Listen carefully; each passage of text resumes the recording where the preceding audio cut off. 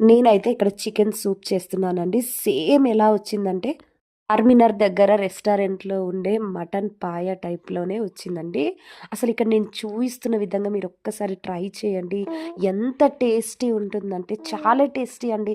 నేను కూడా దీన్ని జస్ట్ యూట్యూబ్‌లో చూసి నేను ఒకసారి ట్రై చేద్దామని చేశాను.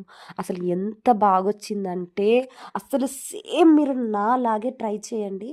ఖచ్చితంగా అంటే ఖచ్చితంగా మీ ఫీలింగ్ ఎలా ఉంటుందంటే అసలు పాయ సూప్ తీసుకున్న విధంగానే ఉంటుందండి.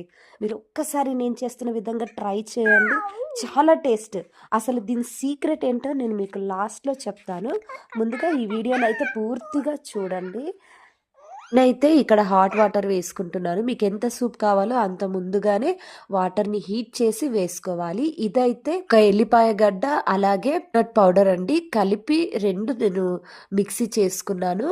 బాగా కలిసేలాగా అయితే కలుపుకోవాలండి. మినిమమ్ ఒక 20 మినిట్స్ మాత్రం మరిగించుకోవాలండి. చాలా మరగాలది. ఇందాక నేను చెప్తానన్న సీక్రెట్ ఇదేనండి. వెల్లుల్లి, అలాగే కోకోనట్ పౌడర్, అలాగే కసూరి మేతి వేసుకొని చాలా బాగా ఉడికించుకోవాలి. మినిమమ్ ఒక 20 మినిట్స్ అయితే ఉడికించుకొని దాన్ని సర్వ్ చేసుకుంటే అంతేనండి, రెడీ. చాలా సూపర్‌గా అండ్ టేస్టీగా ఉంటుంది. ఒక్కసారి మీరు చూడండి, ట్రై చేయండి. నేను దానికి guarantee. Thank you for watching. Video గనుక మీకు నచ్చినట్లయితే ప్లీజ్ లైక్ అండ్ సబ్స్క్రైబ్.